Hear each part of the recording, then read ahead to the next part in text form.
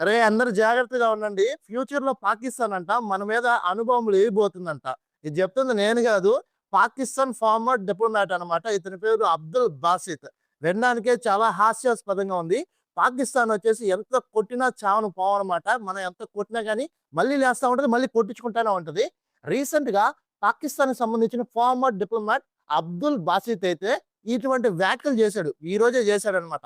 ఇది ఎందుకు చేశాడంటే రీసెంట్‌గా అమెరికా వాళ్ళ ఇంటెలిజెన్సీ సంబంధించిన తుల్సి గబ్బార్డ్ అనే ఆమె అయితే ఒక లిస్ట్ రిలీజ్ చేసింది. ఆ లిస్ట్‌లో ఎవరెవరి పేరున్నాయో తెలుసా?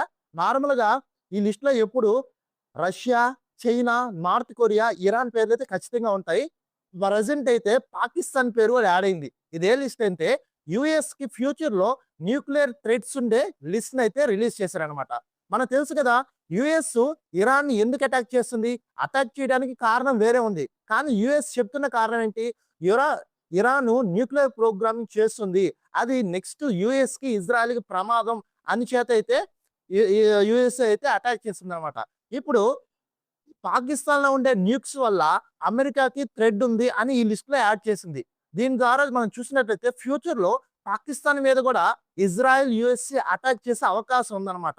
బట్ పాకిస్తాన్ మీద ఇజ్రాయెల్, యూఎస్ఏ అటాక్ చేస్తే పాకిస్తాన్ దగ్గర ప్రెజెంట్ ఉండే మిసైల్స్ యూజ్ చేసుకొని పాకిస్తాన్ వచ్చేసి యూఎస్ఏనైతే టార్గెట్ చేయలేదు. అందుకని ఈ ఫార్మర్ డిప్లొమాట్ ఏం చేస్తున్నాడంటే మా డిఫాల్ట్ టార్గెట్ వచ్చేసి ఇండియా. ఒకవేళ పాకిస్తాన్‌కి ఫ్యూచర్‌లో అమెరికా ద్వారా ఏదైనా థ్రెట్ ఉంటే మేము వెంటనే ఇండియాలోని న్యూ ఢిల్లీ మీద, ముంబై మీద అయితే అటాక్ చేస్తా ఉంటుంది. ఇక్కడ మనం క్లియర్‌గా చూసినట్లయితే మనకి ఈ ప్రెజెంట్ వార్‌కి ఎటువంటి సంబంధం లేదనమాట. మనం ఇజ్రాయెల్ పక్కనున్నాం. మనం ఇరాన్ పక్కనున్నాం. ఇద్దరి పక్క నుండి మనమైతే శాంతి గురించైతే చెప్తున్నాం. అంతేగాని ఒకరి సైడ్ తీసుకొనైతే మనం ఏం చేయట్లేదనమాట. ఒకరి సైడ్ తీసుకున్నట్లయితే ఇరాను మనకిప్పుడు స్ట్రెయిట్ ఆఫ్ హార్మోజ్ నుంచి మనకి పాత ఇచ్చేదే గాదు. అదే విధంగా ఇరాన్ స్ట్రెయిట్ తీసుకోన్నట్లయితే మనకి ప్రెజెంట్ ఉన్న డిఫెన్స్ డీల్స్ అయితే క్యాన్సిల్ అయ్యాయి. ఎవరితో? ఇజ్రాయెల్‌తో, అమెరికాతో. అంతే కాదనమాట. మనం ఎప్పుడు న్యూట్రల్ పర్స్పెక్టివ్‌లో ఉంటాం. మనకొచ్చేసి మన కంట్రీ ఇంట్రెస్టే ఫస్ట్ వస్తదనమాట. ఇక్కడ ఈ పాకిస్తాన్‌కి సంబంధించిన వ్యక్తి కావాలనే ఇండియాని ఈ వార్‌లో లాగడానికైతే ట్రై చేస్తున్నాడు. ఇలాగైతే చాలా మంది మన ఇండియాని వార్‌లోకి లాగడానికైతే ట్రై చేస్తున్నారు. కానీ మనకు తెలుసు మన India always stands at the neutral perspective. India wants always national interest first అనమాట. ఇక్కడ ఇంకా మనం చూసినట్లయితే రీసెంట్‌గానే ఆపరేషన్ సింధూర్‌లో పాకిస్తాన్‌కి బాగా పగిలిందనమాట. అయినా వీళ్ళకి అలవాటే అనమాట. ఇండియా ఇంకా 90స్ కాలంలో ఉన్న ఇండియా అనుకుంటుంది.